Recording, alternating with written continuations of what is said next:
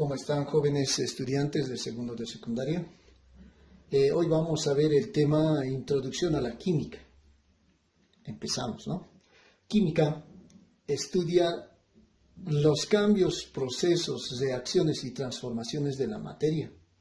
Es decir, la materia es todo lo que nos rodea y ocupa un espacio en el universo. Es decir, ocupa un determinado lugar en el espacio.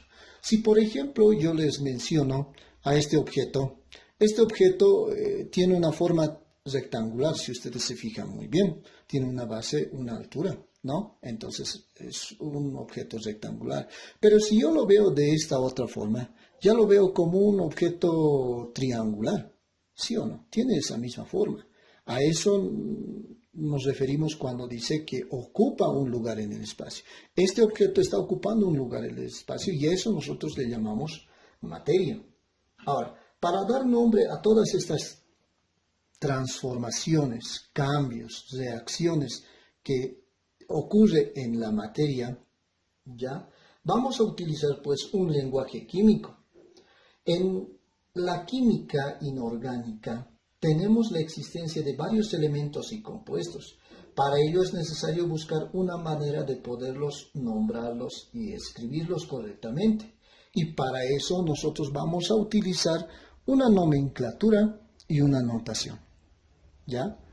Dentro de esta nomenclatura y esta notación, pues existen reglas para nombrarlas y poderlas escribir correctamente a estos compuestos químicos, y las cuales nos pueden facilitar en clasificar en distintos grupos, como por ejemplo en la tabla periódica nosotros tenemos a estos distintos elementos, como por ejemplo el hidrógeno, el litio, el berilio, magnesio, calcio, potasio, estroncio, titanio, vanadio, cromo, magnesio, hierro, cobalto, níquel, cobre, zinc, boro, carbono, nitrógeno, etc.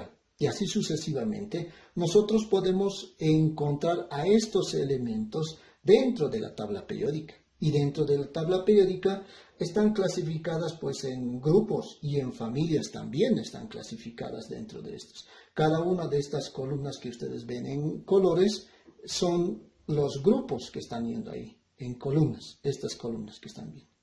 Y los colores que estamos mencionando aquí son las familias a las que pertenece cada uno de esos elementos.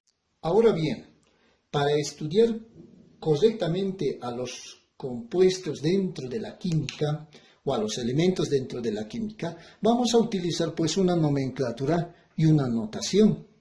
Dentro de la nomenclatura y la notación existen reglas para nombrar y poderlas escribir correctamente a cada compuesto químico, las cuales se pueden clasificar fácilmente en grupos, como está mencionado aquí, y en la tabla periódica de los elementos, y en familias que nos mencionan, ¿no?, en cada uno de estos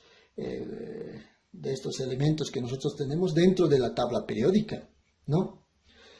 Si bien nosotros ahora no sabemos escribirlas correctamente, pero sí las podemos reconocer. Por ejemplo, en este elemento que nosotros tal vez algunos conocemos y algunos no, que es el dicromato de potasio.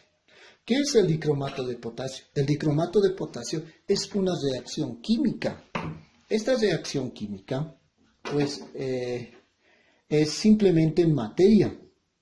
Y esta materia es un elemento que ocupa un lugar en el espacio. Si, por ejemplo, yo tengo aquí el dicromato de potasio y lo voy a echar o lo voy a vertir en este envase, ustedes van a ver que el dicromato de potasio es materia. ¿Por qué? Porque está ocupando un lugar en el espacio. Fíjense bien, el dicromato de potasio está ocupando un lugar en el espacio. Aquí nosotros podemos observar un envase en el cual se puede observar un envase bien grueso, un poco más grueso, el otro un poco más delgado y el otro, y así sucesivamente va yendo de grueso a delgado y va ocupando un lugar en el espacio. A esto nosotros le llamamos materia. Dentro de esta materia, por eso les decía que pueden ocurrir procesos, reacciones, puede ocurrir transformaciones de la materia. A eso me refiero cuando hablamos de la materia.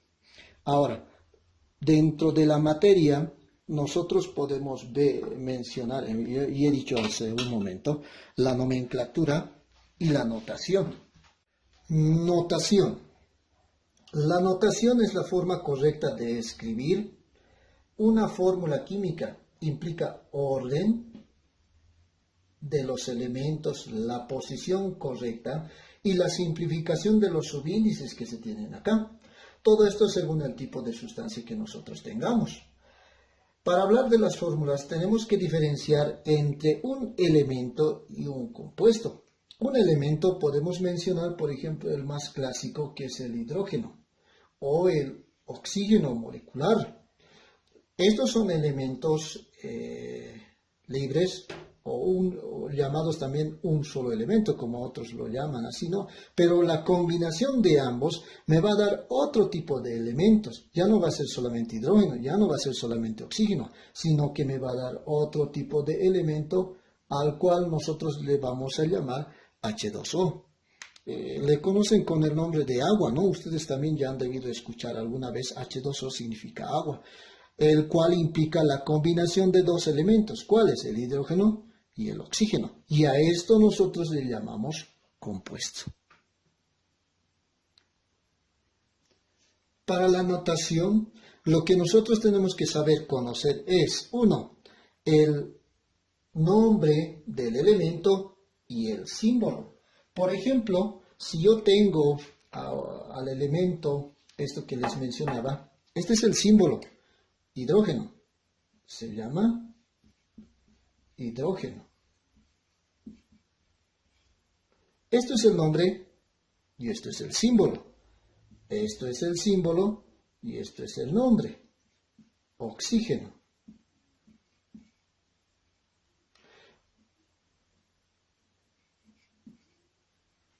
Para esto, lo que nosotros tenemos que saber es memorizarnos la tabla de números de oxidaciones que ya les he mandado ya en una clase anterior.